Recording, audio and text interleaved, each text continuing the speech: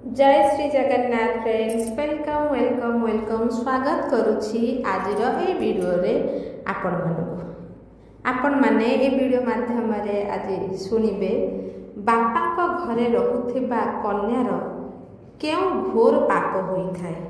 आसंतु सुनिबा video टिके जमा भी स्किप करेनि लास्ट पर्यंत शुणिबे। आ वीडियो टी केमिति लागिला निश्चित कमेंट माध्यम रे जणैबे। आउ जदि मो द्वारा किछि भूल थाए ताहले भी कमेंट माध्यम रे जणैबे। आसंतु स्टार्ट करिबा वीडियो।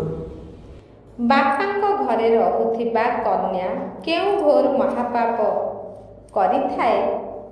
भगवान विष्णु कहिले जदि कौनसी कन्या निज बापांको घरे रही किछि पाप करि थाए तार फल से कन्यार बापा मां को भोगिबा को पड़ी थाए। थरे माता लक्ष्मी मर्त्य लोकरे भ्रमण करी जेतेबेले वैकुंठ लोक को फेरी आसिले से जाई भगवान विष्णु को कहिले कि हे स्वामी आजी जेतेबेले मु मर्त्यलोकरे भ्रमण करुथिली सेतेबेले मु देखिली कि किछि कन्या माने निजर पितांक घरे बहुत अधिक समय रही आसुछंती। किंतु प्रभु पूर्वरु सत्य युग त्रेतया युग एवं द्वापर युगरे कन्या मानकर विवाह बहुत कम बयस रे विवाह हे जाउथिला एवं से सेतेबेले भी निज स्वामी को घरे रहिबा पाई चाली जाउथिले। हे स्वामी मु मर्त्यलोकरे एक विचित्र घटना देखिली कि अनेक कन्या निजर विवाह परे बहुत अधिक समय निज पितांक घरे रहिबा पाई चाली जाउछंती। हे स्वामी मु जानिबाकु चाहूची जे कौन जने कुआरी कन्यार ता बापांक घरे अधिक समय जाय रहिबा उचित ना नुहे। जेउ बयस रे कन्या विवाह योग्य होई जाय थाए ओ विवाह परे निज पितांक घरे रहिबा द्वारा कन्या को केउ पाप लागि थाए। माता लक्ष्मीकर प्रश्न सुनी भगवान विष्णु कहिले हे देवी आपण जे प्रश्न पचारिछंती एहा समग्र मानव जातिर कल्याण पाई बहुत गुरुत्वपूर्ण अटे। आपणकर एही प्रश्नर उत्तर एक पवित्र कथा माध्यम रे मु देवी। हे देवी आपण एही कथाटी को बहुत ध्यानर सह सुनंतु। तापरे माता लक्ष्मी कहिले हे स्वामी मु एही कथा को बहुत ध्यानर सह सुनिबी। कृपा करी आपण एही कथाटी को सुनाइबा आरंभ करंतु। भगवान विष्णु कहिले हे देवी लक्ष्मी मध्य देश रे गोटे सुंदर नगरटीए थिला। से नगरी रे जने साहुकार रहुथिले। तांकर घरे कौनसी जिनिसर अभाव नथिला। से तांको स्त्री ओ गोटिए पुओ सह रहुथिले। से साहुकारंकर जने पिला दिनर सांग थिले जिए सेई नगरी ठारू बहुत दूर रे व्यवसाय करुथिले। तांकर एक झियोटीए थिला जहार नाम कलावती। से अत्यंत सुंदर गुणवती ओ चरित्रवान थिला। से साहुकारंक पुओ से कलावती को विवाह करिनेले एवं से ता प्रेम रे मंत्रमुग्ध होईगला ओ से कलावती को निज जीवन ठू अधिक भल पाइबा लागिला।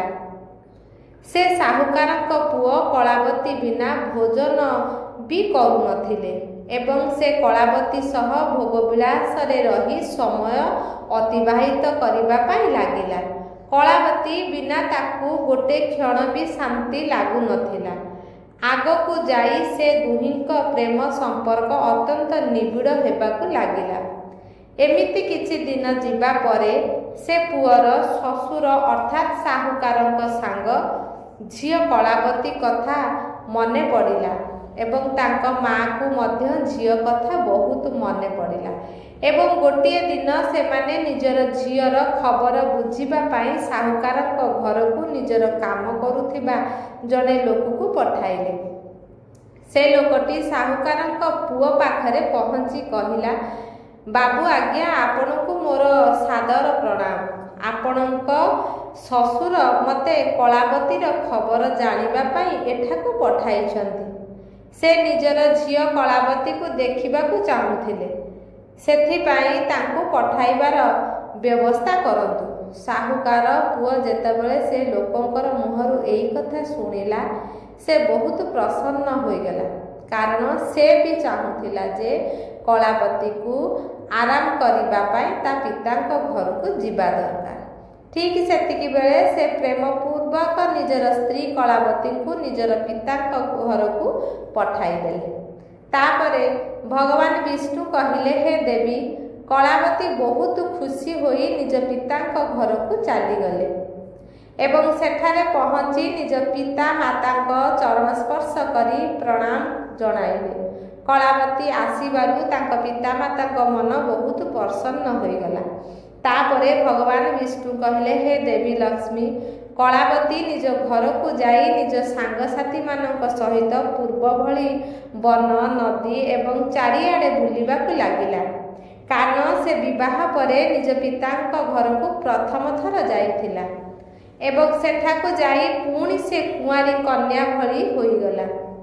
ଏମିତି କିଛି ଦିନ ଗଲା ପରେ ସେ ଭୁଲିଗଲା ଯେ ତାର ବିବାହ ହୋଇସାରିଛି ଏବଂ ତାର ବ୍ୟବହାରରେ ବି ଲାଜ ସରମ କିଛି ବି ନଥିଲା। ଭଗବାନ ବିଷ୍ଣୁ କହିଲେ କି, ହେ ଦେବୀ ଲକ୍ଷ୍ମୀ, ଏହା ଗୋଟେ ଦିନର କଥା ଅଟେ। କଳାବତୀ ନିଜର ସଖୀମାନଙ୍କ ସହିତ ଏକ ସୁନ୍ଦର ପର୍ବତକୁ ବୁଲିବାକୁ ଗଲେ। ସେଠାରେ ତାକୁ ଏକ ରମଣୀୟ ବନ ଦେଖାଗଲା, ଯାହା ଉଦ୍ୟାନରେ ଶୋଭା ପାଉଥିଲା। ସେ ପର୍ବତ ଉପରେ ଫୁଲର ବହୁତ ସୁନ୍ଦର ବଗିଚାଟିଏ ଥିଲା। ଠିକ୍ ସେତିକି ବେଳେ କଳାବତୀ ଦେଖିଲା କି ଗୋଟେ ପଟେ ରମଣୀୟ ପର୍ବତ ଓ ଅନ୍ୟପଟେ ସୁନ୍ଦର ବନ ଏବଂ ମଝିରେ ଜଳରେ ଭରି ରହିଥିବା ସୁନ୍ଦର ଛୋଟ ସରୋବରଟିଏ ଥିଲା। ତାପରେ କଳାବତୀ ଏକ ଛୋଟ ପିଲା ପରି ସଖୀମାନଙ୍କ ସହ ଖେଳିବାକୁ ଗଲା। ସମସ୍ତେ ଏହି ସଂସାରକୁ ଭୁଲି ଖେଳକୁଦରେ ମଗ୍ନ ରହି ତା ଭିତରେ ବୁଡ଼ିଗଲେ। ତାପରେ ସେମାନେ ସେ ସରୋବରରେ ସ୍ନାନ କରିବା ପାଇଁ ଲାଗିଲେ।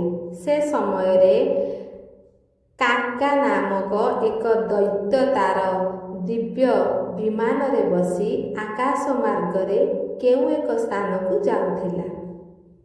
ସରୋବରର ଉପରେ ଯିବା ସମୟରେ ତାର ଦୃଷ୍ଟି ମନୋମୋହକ ସୁନ୍ଦରୀ କଳାବତୀ ଉପରେ ପଡ଼ିଲା, ଯିଏ ନିର୍ଭର ହୋଇ ସ୍ନାନ କରୁଥିଲା। ତାପରେ ସେ ଦୈତ୍ୟ ମନ ଭିତରେ ଚିନ୍ତା କରିବା ପାଇଁ ଲାଗିଲା କି ସେ ସ୍ତ୍ରୀ ପତିବ୍ରତା ହୋଇଥିବା କାରଣରୁ ସେ ତା ମନୋବଳରୁ ସେ ସୁରକ୍ଷିତ ଅଟେ। କୌଣସି ବି ପରପୁରୁଷ ଏହାକୁ ପ୍ରାପ୍ତ କରିବା ଅତ୍ୟନ୍ତ କଠିନ ଅଟେ। ସେ ସାହୁକାରଙ୍କ ପୁଅ ବଡ଼ ମହାମୂର୍ଖ ଅଟେ, ଯିଏ ନିଜର ଏତେ ସୁନ୍ଦର ସ୍ତ୍ରୀକୁ ବାପ ଘରକୁ ପଠେଇ ଦେଇଛି। ଏହି ପତିବ୍ରତା ସ୍ତ୍ରୀ ପରପୁରୁଷ ପାଇଁ ଦୁର୍ଲଭ ଅଟେ ଏବଂ ଏପଟେ କାମଦେବ ମୋତେ ଅତ୍ୟନ୍ତ ପୀଡ଼ା ଦେଉଛନ୍ତି। ମୁଁ କେଉଁ ଭଳି ଭାବରେ ସେ ସ୍ତ୍ରୀ ପାଖକୁ ଯିବି ଏବଂ ତାକୁ ଭୋଗ କରିବି? ସୁନ୍ଦରତାରେ ମୋହିତ ଦୈତ୍ୟ ଗଭୀର ଚିନ୍ତାରେ ପଡ଼ିଗଲା ଏବଂ ତାପରେ ସେ ନିଜ ପାଇଁ ଏକ ଉପାୟ ବାହାର କଲା। ସେ କାଗା ଦୈତ୍ୟ ସାହୁକାରଙ୍କ ପୁଅର ରୂପ ଧାରଣ କରି ତଳକୁ ଓହ୍ଲାଇଲା ଓ ଗୀତ ଗାଇବା ପାଇଁ ଲାଗିଲା। ଏବେ କଳାବତୀ ଓ ତା ସଖୀମାନେ ଏହି ଗୀତ ଶୁଣି ଭାବିଲେ, ଏ ମନୋମୋହକ ଗୀତ କିଏ ଗାଉଛି? କଳାବତୀ ମନରେ ସେ ଲୋକଙ୍କୁ ଦେଖିବାକୁ ତୀବ୍ର ଇଚ୍ଛା ଜାଗ୍ରତ ହେଲା। ତାପରେ ସେ ସଖୀଙ୍କ ସହିତ ଯାଇ ଦେଖିଲେ କି ଜଣେ ପୁରୁଷ ଗୋଟିଏ ଗଛ ତଳେ ବସି ଗୀତ ଗାଉଛି ଏବଂ ସେ ସାହୁକାରଙ୍କ ପୁଅ ଭଳି ଦେଖାଯାଉଛି। ସେ ବାସ୍ତବରେ ସାହୁକାରଙ୍କ ପୁଅ ରୂପରେ ଦୈତ୍ୟ କାଗା ଥିଲା। ତାପରେ କଳାବତୀ ଭାବିବା ପାଇଁ ଲାଗିଲା କି ମୋ ସ୍ୱାମୀ ଏତେ ଦୂରରୁ ଏଠାକୁ କିପରି ଚାଲି ଆସିବେ? ସେ ଏହିଭଳି ଚିନ୍ତା କରୁଥିଲା। ଠିକ୍ ଏହି ସମୟରେ ସେ ପାପୀ ସ୍ୱୟଂ କହିଲା, ହେ ପ୍ରିୟା, ଆସ, ତୁମ ବିନା ମୁଁ ବଞ୍ଚିପାରିବି ନାହିଁ। ତୁମଠାରୁ ଅଲଗା ରହି ବଞ୍ଚିବା ମୋ ପାଇଁ ଅସମ୍ଭବ ହୋଇପଡ଼ିଲାଣି। ତୁମ ପ୍ରେମ ମୋତେ ବାନ୍ଧି ସାରିଛି। ସେଥିପାଇଁ ତୁମକୁ ଛାଡ଼ି ମୁଁ କେଉଁଠି ବି ମୁଁ ରହିପାରିବି ନାହିଁ। ନିଜର ସ୍ୱାମୀ ରୂପରେ ଦୈତ୍ୟ ମୁଖରୁ ଏହି କଥା ଶୁଣି କଳାବତୀ ଲଜ୍ଜିତ ହୋଇ ସେହି ସ୍ଥାନରୁ ଚାଲିଗଲା। ସେ ଦୈତ୍ୟ କଳାବତୀର ହାତ ଧରି ତାକୁ ଏକାନ୍ତ ସ୍ଥାନକୁ ନେଇଗଲା ଏବଂ ସେଠାରେ ନିଜର ଇଚ୍ଛା ଅନୁସାରେ ତାକୁ ଭୋଗ କଲା। ଭଗବାନ ବିଷ୍ଣୁ କହିଲେ କି, ହେ ଦେବୀ ଲକ୍ଷ୍ମୀ, ସାହୁକାରଙ୍କ ପୁଅ ଶରୀରରେ ଏକ କଳା ଯାଇଥିଲା ଯାହା ସେ ଦୈତ୍ୟ ଶରୀରରେ ଦେଖାଯାଉନଥିଲା। ଏହା ଭାବି ସେ କଳାବତୀ ମନରେ ସନ୍ଦେହ ଉତ୍ପନ୍ନ ହେଲା। ସେ ତୁରନ୍ତ ନିଜର ବସ୍ତ୍ରକୁ ସମ୍ଭାଳି ସେ ସ୍ଥାନରୁ ଉଠିଗଲା। କିନ୍ତୁ ଏହି ଘଟଣାଟି ତା ହୃଦୟକୁ ବହୁତ ଆଘାତ ଦେଲା। ସେ କହିଲେ, ହେ ଦୁରାତ୍ମା, ଶୀଘ୍ର କହ, ତୁ କିଏ? ତୋ ଆତ୍ମା ଦୈତ୍ୟ ଭଳି। ଏହା କହୁ କହୁ କଳାବତୀର ଆଖି ଅଶ୍ରୁରେ ଭରିଗଲା।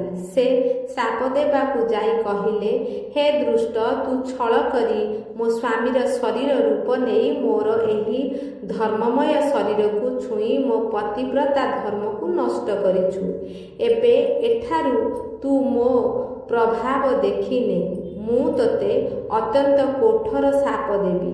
କଳାବତୀର ଏହି କଥା ଶୁଣି ସେ ଦୈତ୍ୟ କହିଲା, ହେ ପତିବ୍ରତା ନାରୀ, ଭଗବାନ ଶିବ ତଥା ଉତ୍ତମ ବ୍ରାହ୍ମଣଙ୍କ ଭୟରେ ସମସ୍ତ ରାକ୍ଷସ ଓ ଦାନବ ଡରି ଦୂରକୁ ପଳେଇ ଯାଆନ୍ତି। ମୁଁ ତ ଦାନବ ଧର୍ମ ଅନୁସାରେ ଭୂମିରେ ବିଚରଣ କରୁଛି। ପ୍ରଥମେ ମୋ ଦୋଷର ବିଚାର କରି କେଉଁଥିପାଇଁ ମୋତେ ଶ୍ରାପ ଦେବାକୁ ଚାହୁଁଛ କୁହ। ସେହି ସମୟରେ କଳାବତୀ କହିଲେ, ହେ ପାପୀ, ମୁଁ ଜଣେ ପତିବ୍ରତା ନାରୀ। ମୋ ମନରେ କେବଳ ମୋ ସ୍ୱାମୀଙ୍କର ଭାବନା ରହିଛି। ମୁଁ ସର୍ବଦା ତାଙ୍କ ପାଇଁ ତପସ୍ୟା କରି ଆସିଛି ଏବଂ ମୁଁ ନିଜର ଧର୍ମ ମାର୍ଗରେ ସ୍ଥିତ ଥିଲି। କିନ୍ତୁ ଏବେ ତୁ ମାୟା ରଚି ମୋ ଧର୍ମ ସହିତ ମୋ ନିଜକୁ ବି ନଷ୍ଟ କରିଦେଲୁ। ସେଥିପାଇଁ ହେ ଦୁଷ୍ଟ, ତୋତେ ମୁଁ ଭସ୍ମ କରିଦେବି। ତାପରେ ସେ ଦୈତ୍ୟ କହିଲା, ହେ କଳାବତୀ, ଯଦି ତୁମେ ଉଚିତ ଭାବିବ ତେବେ ମୋ କଥାକୁ ଧ୍ୟାନର ସହିତ ଶୁଣ। ମୁଁ ଧର୍ମର କଥା ହିଁ କହୁଛି। ଯେଉଁ ସ୍ତ୍ରୀ ପ୍ରତିଦିନ ମନ, ବାଣୀ ଓ କର୍ମରେ ନିଜର ସ୍ୱାମୀଙ୍କର ସନ୍ତୁଷ୍ଟ ରହିବା ନେଇ ନିଜେ ସନ୍ତୁଷ୍ଟ ଅନୁଭବ କରିଥାଏ, ସ୍ୱାମୀ କ୍ରୋଧ କରିବା ସତ୍ତ୍ୱେ ତାକୁ ଛାଡ଼ି ନଥାଏ ଏବଂ ତାଙ୍କର ଦୋଷ ଓ ଭୁଲକୁ ଧ୍ୟାନ ଦେଇନଥାଏ ଏବଂ ସ୍ୱାମୀଙ୍କର ସବୁ କର୍ମରେ ଆଗରେ ରହିଥାଏ, ସେହିଭଳି ସ୍ତ୍ରୀକୁ ପତିବ୍ରତା କୁହାଯାଇଥାଏ। ଯଦି ଏହି ଲୋକରେ ନିଜର କଲ୍ୟାଣ କରିବାକୁ ଚାହୁଁଛ, ତେବେ ସେ ପତିତ, ରୋଗୀ, ଅଙ୍ଗହୀନ, ସବୁ ଧର୍ମରୁ ରହିତ ତଥା ପାପୀ ସ୍ୱାମୀକୁ ବି ପରିତ୍ୟାଗ କରନ୍ତୁ ନାହିଁ। ଯେଉଁ ସ୍ତ୍ରୀ ନିଜ ସ୍ୱାମୀକୁ ଛାଡ଼ି ଚାଲିଯାଏ ଓ ମନ ଅନ୍ୟ କାମରେ ଲଗାଇଥାଏ, ସେ ସଂସାରରୁ ବହିଷ୍କୃତ, ସବୁ ଧର୍ମର ବ୍ୟଭିଚାରିଣୀ ବୋଲି କୁହାଯାଇଥାଏ। ଯିଏ ନିଜ ସ୍ୱାମୀଙ୍କ ଅନୁପସ୍ଥିତିରେ ଲୋଭରେ ବିଭିନ୍ନ ପ୍ରକାର ବ୍ୟଞ୍ଜନରେ ସ୍ୱାଦ ନେଇଥାଏ ତଥା ଶୃଙ୍ଗାର କରିଥାଏ, ସେ ସ୍ତ୍ରୀ କେବେ ବି ପତିବ୍ରତା ହୋଇନଥାଏ। ସେ ଦୈତ୍ୟ ପୁଣି ଆଗକୁ ଯାଇ କହିଲା କି, ମୋତେ ବେଦ ଏବଂ ଶାସ୍ତ୍ର ଦ୍ୱାରା ମୋ ଗୁରୁଙ୍କ ଦ୍ୱାରା ପ୍ରାପ୍ତ ଧର୍ମର ଜ୍ଞାନ ଅଟେ। ଗୃହସ୍ଥ ଧର୍ମର ପରିତ୍ୟାଗ କରି ସ୍ୱାମୀଙ୍କ ସେବା ଛାଡ଼ି ଏଠାକୁ କ'ଣ ପାଇଁ ଆସିଛ? ଏତେ ସବୁ ପରେ ବି ନିଜ ମୁହଁରେ କହୁଛ କି ତୁମେ ପତିବ୍ରତା। କର୍ମରେ ତ ତୁମ୍ଭଠାରେ ପତିବ୍ରତା ଧର୍ମର ଗୋଟେ ଅଂଶ ବି ଦେଖାଯାଉନାହିଁ। ତୁମେ ଡର ଭୟକୁ ଛାଡ଼ି ପର୍ବତ ଏବଂ ବନରେ ମତୁଆଲା ହୋଇ ଘୂରି ବୁଲୁଛ। ସେଥିପାଇଁ ତୁମେ ପାପିନୀ ଅଟ। ମୁଁ ତୁମକୁ ଦଣ୍ଡ ଦେଇ ସିଧା ରାସ୍ତା ଦେଖାଉଛି। ସେଥିପାଇଁ ତୁମେ ଆଉ ଦୁଷ୍ଟତା କରିବ ନାହିଁ। ଏବେ ମୋତେ କୁହ, ତୁମ ସ୍ୱାମୀକୁ ଛାଡ଼ି ଏ ଶୃଙ୍ଗାର ତଥା ଆଭୂଷଣ ଏବଂ ସୁନ୍ଦରତା କାହା ପାଇଁ କରି ଛିଡ଼ା ହୋଇଛ? ତୁମେ ଜଣେ ଘୋର ପାପିନୀ ସ୍ତ୍ରୀ। ତୁମଠାରେ ତ କୌଣସି ପତିବ୍ରତା ଧର୍ମ ଦେଖାଯାଉନାହିଁ। ତୁମେ ଏବେ କ'ଣ ପାଇଁ ତୁମ ସ୍ୱାମୀକୁ ଛାଡ଼ି କୋଶ ଦୂରରେ ଅଛ? କେଉଁଠି ଅଛି ତୁମଠାରେ ସ୍ୱାମୀକୁ ଦେବତା ମାନିବାର ଭାବନା? କେଉଁଠି ଅଛି ତୁମ ତପସ୍ୟାର ଫଳ? କେଉଁଠି ଅଛି ତୁମ ତେଜ ବଳ? ଆଜି ହିଁ ମୋତେ ସେ ସବୁ ଦେଖାଅ। ସେହି ସମୟରେ କଳାବତୀ କହିଲା, ହେ ନୀଚ ଅସୁର, ଶୁଣ, ମୋ ବାପା ମୋତେ ସ୍ନେହରେ ସ୍ୱାମୀଙ୍କ ଘରୁ ଡାକିଥିଲେ। ଏଥିରେ କେଉଁଠି ପାପ ଅଛି? ମୁଁ କାମ, ଲୋଭ, ମୋହ ତଥା ଡରରେ ମୋ ସ୍ୱାମୀକୁ ଛାଡ଼ି ଆସିନାହିଁ। ମୁଁ ଏଠାରେ ରହିବି ମୋ ସ୍ୱାମୀଙ୍କ କଥା ଚିନ୍ତା କରୁଛି। ତୁମେ ଛଳରେ ମୋ ସ୍ୱାମୀଙ୍କ ରୂପ ଧାରଣ କରି ମୋ ସହିତ ଧୋକା କରିଛ। ଠିକ୍ ସେତିକି ବେଳେ ଦୈତ୍ୟ କହିଲା, କଳାବତୀ, ତୁମେ ଯୁକ୍ତିଯୁକ୍ତ କଥା ଶୁଣ। ଅନ୍ଧ ମନୁଷ୍ୟକୁ କିଛି ଦେଖାଯାଏ ନାହିଁ। ଠିକ୍ ସେହିପରି ତୁମର ଧର୍ମହୀନ ଅଟ। ସେଥିପାଇଁ ତୁମେ କେମିତି ମୋତେ ଚିହ୍ନି ପାରିଥାନ୍ତ? ତୁମର ଜ୍ଞାନ ଥିଲା ଯେ ତୁମ ସ୍ୱାମୀ ଏତେ ଦୂରକୁ ଆସିପାରିବେ ନାହିଁ। ତଥାପି ତୁମେ ମୋ ସହିତ ସମ୍ପର୍କ ତିଆରି କଲ। ଯେଉଁ ସମୟରେ ତୁମେ ପିତାଙ୍କ ଘରକୁ ଆସିବାର ଭାବ ଉତ୍ପନ୍ନ ହେଲା, ସେହି ସମୟରେ ତୁମେ ସ୍ୱାମୀଙ୍କ ଭାବନା ଛାଡ଼ି ତାଙ୍କର ଧ୍ୟାନରୁ ମୁକ୍ତ ହୋଇଗଲ। ସ୍ୱାମୀଙ୍କର ନିରନ୍ତର ଚିନ୍ତନ ହିଁ ସ୍ତ୍ରୀର ଧର୍ମ ଅଟେ। ଯେତେବେଳେ ସେ ସବୁ ନଷ୍ଟ ହୋଇଗଲା, ତେବେ ତୁମେ କାହିଁକି ନିଜକୁ ପତିବ୍ରତା ବୋଲି କହୁଛ? ପୁଣି ସେ ଦୈତ୍ୟ କହିଲା, ତୁମର ହୃଦୟ ଆଖି ଯେତେବେଳେ ନଷ୍ଟ ହୋଇଯାଇଥିଲା, ସେତେବେଳେ ତୁମେ କେମିତି ମୋତେ ଚିହ୍ନି ପାରିଥାନ୍ତ? ଦୈତ୍ୟର କଥା ଶୁଣି କଳାବତୀ ଭୂମି ଉପରେ ବସି ପଡ଼ିଲା ଓ ଜୋର ଜୋରରେ ଭୋ ଭୋ ହୋଇ କାନ୍ଦିବାକୁ ଲାଗିଲା। ଦୈତ୍ୟ ପୁଣି କହିଲା, ଏବେ ତୁମ ଗର୍ଭରୁ ଜଣେ ଦୈତ୍ୟ ଜନ୍ମ ହେବ। ଏ କଥା କହି ସେ ଦୈତ୍ୟ ସେଠାରେ ଚାଲିଗଲା। ସେ ଦୈତ୍ୟ ଏକ ଜ୍ଞାନୀ ଦାନବ ଥିଲା, କିନ୍ତୁ ସେ ଦୁରାଚାରୀ ଥିଲା। ସେ ଚାଲିଯିବା ପରେ କଳାବତୀର କାନ୍ଦ ଶୁଣି ତା ସଖୀମାନେ ତା ପାଖକୁ ଦୌଡ଼ି ଆସିଲେ ଏବଂ ପଚାରିଲେ, କଳାବତୀ, ତୁମେ କ'ଣ ପାଇଁ କାନ୍ଦୁଛ? ତୁମର ସ୍ୱାମୀ କୁଆଡ଼େ ଚାଲିଗଲେ? ତାପରେ କଳାବତୀ କାନ୍ଦି କାନ୍ଦି ସବୁ କଥା ନିଜ ସଖୀମାନଙ୍କ ଆଗରେ ବର୍ଣ୍ଣନା କଲେ। ଏସବୁ ଶୁଣି ସଖୀମାନେ କଳାବତୀକୁ ସାଙ୍ଗେ ସାଙ୍ଗେ ନେଇ ତାଙ୍କ ପିତା ପାଖକୁ ଆସିଲେ। କଳାବତୀ ଦୁଃଖରେ ଥରୁଥିଲା ଏବଂ ସଖୀମାନେ ସବୁ ଘଟଣା ତାଙ୍କ ପିତାଙ୍କ ଆଗରେ କହିଲେ। ଏହି କଥା ଶୁଣିବା ପରେ ତାଙ୍କ ପିତା ଦୁଃଖ ପ୍ରକାଶ କଲେ ଏବଂ କଳାବତୀକୁ ନିଜ ସ୍ୱାମୀଙ୍କ ଘରକୁ ପଠାଇଦେଲେ। କଳାବତୀକୁ ଦେଖି ତାଙ୍କ ସ୍ୱାମୀ ବହୁତ ପ୍ରସନ୍ନ ହେଲେ ଏବଂ କହିଲେ, ହେ ପ୍ରିୟା, ତୁମ ବିନା ଜୀବନ ଅତିବାହିତ କରି ହେଉନାହିଁ। ଭଲ ହେଲା ତୁମେ ଶୀଘ୍ର ଫେରିଆସିଲ। ତୁମେ ନିଜର ଗୁଣ, ଭକ୍ତି, ସତ୍ୟ ଏବଂ ପତିବ୍ରତା ଧର୍ମ ଆଦି ସଦ୍ଗୁଣ ପାଇଁ ତୁମେ ମୋର ଅତ୍ୟନ୍ତ ପ୍ରିୟ ଅଟ। ନିଜର ସ୍ତ୍ରୀକୁ ଏପରି କହି ତା ସହିତ କଥା କରିବାକୁ ଲାଗିଲେ।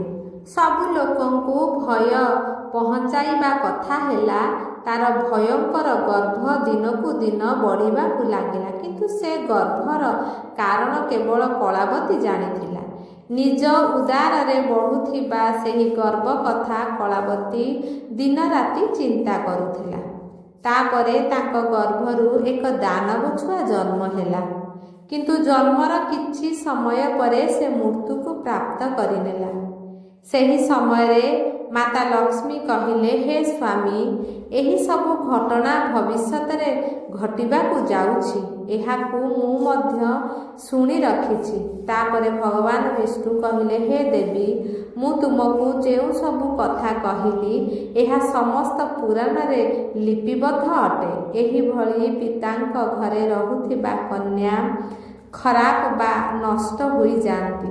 ସେଥିପାଇଁ ଜଣେ ପିତାଙ୍କୁ ନିଜ କନ୍ୟାକୁ ଘରେ ରଖିବାର ମୋହ କରିବା ଉଚିତ ନୁହେଁ।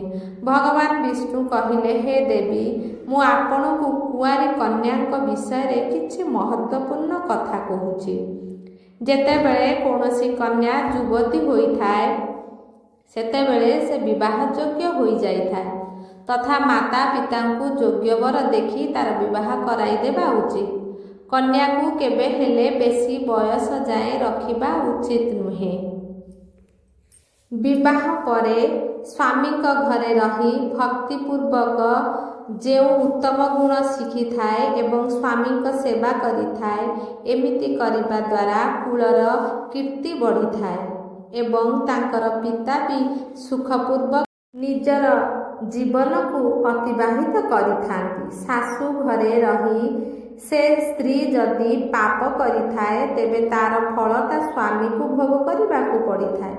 ସେଠାରେ ସଦାଚାରରେ ଉତ୍ତମ ଗୁଣ ସହ ରହିଲେ ନିଜର ପିତାଙ୍କର କୀର୍ତ୍ତି ବଢ଼ିଥାଏ। ନିଜର ଜ୍ୱାଇଁଙ୍କ ସାଥିରେ ବି କନ୍ୟାକୁ ଘରେ ରଖିବା ଉଚିତ ନୁହେଁ। ଏମିତି କରିବା ଦ୍ୱାରା ପୁରୁଷଙ୍କର ମାନ ସମ୍ମାନ ସମୟ ସାଥିରେ କମ୍ ହୋଇଯାଇଥାଏ ଏବଂ ତାଙ୍କୁ ପାପ ଲାଗିଥାଏ। ଯେତେବେଳେ କନ୍ୟା ବିବାହ ଯୋଗ୍ୟ ହୋଇଯାଇଥାଏ ତା ଉପରେ ଦୁଷ୍ଟ ଲୋକଙ୍କର ନଜର ପଡ଼ିଥାଏ। ସେଥିପାଇଁ ଉଚିତ ସମୟରେ କନ୍ୟାର ବିବାହ କରିଦେବା ଉଚିତ। ସ୍ତ୍ରୀକୁ ନିଜ ସ୍ୱାମୀଙ୍କ ଠାରୁ ବେଶୀ ସମୟ ଦୂରରେ ରଖିବା ଉଚିତ ନୁହେଁ ଏବଂ ବାପାଙ୍କ ଘରକୁ ଗଲେ ବି କିଛି ଦିନରେ ଫେରିଆସିବା ଉଚିତ। ଏକ ପତିବ୍ରତା ସ୍ତ୍ରୀର ସ୍ଥାନ ତା ସ୍ୱାମୀଙ୍କ ଚରଣରେ ହୋଇଥାଏ। ସ୍ୱାମୀଙ୍କ ପାଇଁ ସ୍ତ୍ରୀର ସ୍ଥାନ ସର୍ବଦା ତାଙ୍କ ହୃଦୟରେ ରହିବା ଉଚିତ। ଭିଡ଼ିଓଟିକୁ ଏହିଠାରେ ଶେଷ କରୁଛି। ଯଦି ଆପଣମାନଙ୍କୁ ଏହି ଭିଡ଼ିଓଟି ଭଲ ଲାଗିଛି ତେବେ ଦୟାକରି ମୋ ଚ୍ୟାନେଲକୁ ସବସ୍କ୍ରାଇବ୍ କରି ଭିଡ଼ିଓକୁ ଗୋଟେ ଲାଇକ୍ ନିହାତି କରିଦିଅନ୍ତୁ ଏବଂ ସାଙ୍ଗମାନଙ୍କୁ ଓ ବନ୍ଧୁବାନ୍ଧବମାନଙ୍କ ପାଖକୁ ସେୟାର କରନ୍ତୁ। ରହୁଛି। ଭିଡ଼ିଓଟିକୁ ଲାଷ୍ଟ ପର୍ଯ୍ୟନ୍ତ ଶୁଣିଥିବାରୁ ଆପଣଙ୍କୁ ବହୁତ ବହୁତ ଧନ୍ୟବାଦ। ରହୁଛି। ଜୟ ଶ୍ରୀ ଜଗନ୍ନାଥ।